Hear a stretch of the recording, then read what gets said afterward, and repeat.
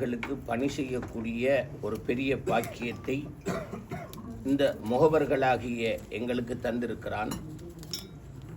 நாங்கள் எல்லோரும் சங்கமாக இணைந்து இந்த பணியிலே ஈடுபட்டு கொண்டிருக்கிறோம். அல்ஹம்துலில்லாஹ்.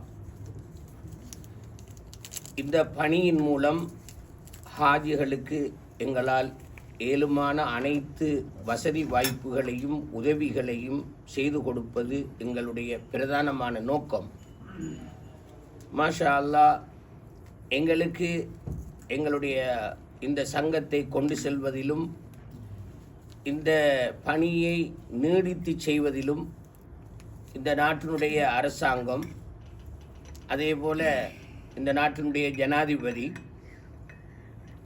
இந்த பகுதிக்காக இருக்கின்ற சமய விவகார அமைச்சர், முஸ்லிம் சமய கலாச்சார திணைக்களம், விசேடமாக ஹஜ் கமிட்டி அனைவர்களும் எங்களுக்காக நிறைய சேவை செய்து கொண்டிருக்கிறார்கள்.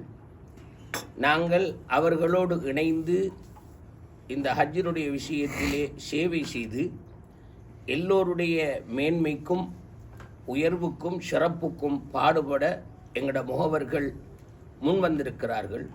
அந்த வகையிலே அல்ஹம்துலில்லாஹ், இன்றைய தினம் எங்களுடைய முகவர்கள் அனைவர்களும் ஒன்று சேர்ந்து மிக சிறப்பாகவும் கண்ணியமாகவும் ஒரு புதிய நிர்வாகத்தை தெரிவு செய்து அதன் மூலம் இதனுடைய சேவையை மேன்மைப்படுத்த முயற்சி கொண்டிருக்கிறார்கள்.